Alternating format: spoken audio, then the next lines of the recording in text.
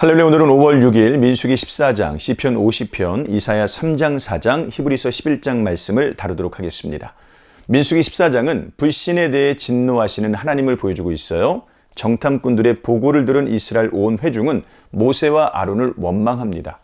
차라리 애굽으로 돌아가는 것이 낫겠다며 하나님의 구원하심을 모욕하죠. 그들은 구체적인 계획을 짭니다. 새로운 지도자를 세워서 애굽으로 돌아가고자 한 것이죠. 여호수아와 갈렙의 만류에도 요지부동이었습니다. 하나님은 크게 진노하셔서 이스라엘은 전부 멸하고 새로운 나라를 일으키겠다고 하십니다. 모세는 간절히 중보합니다. 모세의 중보로 하나님의 진노는 누그러졌지만 이스라엘 백성들은 정탐한 40일을 1년으로 계산하여 40년간 광야를 떠돌게 되는 형벌을 받게 됩니다. 또한 악평한 10명의 정탐꾼들이 모두 죽임을 당해요. 정신이 번쩍 든 이스라엘 백성이 그제서야 가나안을 정복하겠다고 나섭니다. 그러나 하나님께서 함께하시지 않은 이 전쟁에서 그들은 당연하게도 패배하고 맙니다. 본문은 불신이 얼마나 위험한지를 가르쳐주고 있어요. 불신은 말씀을 통해 앞으로 보게 만들지 못하고 현실을 통해 뒤를 보게 만들죠. 하나님의 사랑과 인도를 바라보지 못하게 만들고요. 현실의 장벽과 크기에 압도당하게 합니다. 하나님은 불신을 가장 싫어하십니다. 시편 50편은 참된 예배가 무엇인지를 가르쳐주고 있어요. 참된 예배는 하나님의 성품을 노래하고 그에 참여하는 것입니다. 재물을 갖다 바치는 것만이 능사가 아닙니다. 하나님은 재물을 잡수시는 분이 아니기 때문에 그래요. 하나님의 전능하심을 높이고 하나님의 자비로우심을 찬양하는 것, 그래서 하나님의 교훈을 귀히 여기는 것, 그것이 올바른 예배입니다.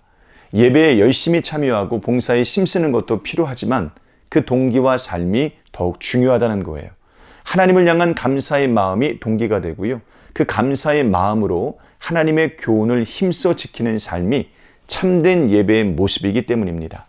감사로 제사를 드리는 자가 나를 영화롭게 하나니 그의 행위를 옳게 하는 자에게 내가 하나님의 구원을 보이리라. 23절 말씀이에요. 이사야 3장과 4장은 예루살렘의 멸망과 회복을 말하고 있어요. 당시 예루살렘은 총체적으로 부패해 있었습니다. 지도자들은 지도력을 상실했습니다. 지도자가 없는 가운데 백성들이 각기 소견에 옳은 대로 행하였습니다. 정의로운 마음과 자비로운 마음을 잃어버린 지도자들은 하나님의 심판을 받게 될 것입니다. 예루살렘 안에는 사치스러운 여인들이 가득했어요. 그들 역시도 하나님께 수치를 당하게 될 것입니다. 그러나 하나님은 회복시키실 것입니다. 자기 백성을 향한 하나님의 마음은 심판이 아니라 회복이기 때문에 그래요. 불신이 그에 합당한 모습을 드러내듯이 믿음도 그에 합당한 열매를 맺습니다. 그러므로 성도는 삶의 열매를 보며 자신의 뿌리를 확인해야 됩니다. 하나님은 불신이라는 뿌리를 정말로 미워하십니다. 히브리서 11장은 믿음의 중요함을 말하고 있어요. 믿음이 없이는 하나님을 기쁘시게 하지 못합니다. 6절 말씀입니다. 무엇을 믿어야 할까요? 하나님께서 계신 것과 그분께서 당신을 찾는 자들에게 상 주시는 분임을 믿어야 됩니다. 본문은 구약의 인물들을 사례로 들어서요. 이것을 설득해가고 있어요. 아벨, 에녹, 노아, 아브라함, 이삭, 요셉, 모세, 라합 등을 말하고 있습니다. 그 외에도 수많은 사람들이 믿음으로 하나님을 경험하였다고 말하고 있죠. 믿음 있는 사람은 세상이 감당하지 못합니다. 하나님은 믿음 있는 사람에게 상을 주시기 때문입니다. 구약의 인물들조차도 믿음으로 하나님 앞에 나아갔다면 오늘 이 시대를 살아가는 우리는 더욱 믿음으로 하나님께 나아가야 되죠. 그들은 약속된 것을 소망하는 믿음을 가지고 있었지만 우리는 약속된 것을 받아 믿음을 가지고 있기 때문에 그래요. 곧 예수 그리스도를 선명하게 바라볼 수 있는 시대에 있기 때문에 그래요. 우리의 믿음은 더욱 확고해야 됩니다. 오늘 하루도 이런 삶 사시기를 주님의 이름으로 축복합니다. 고맙습니다.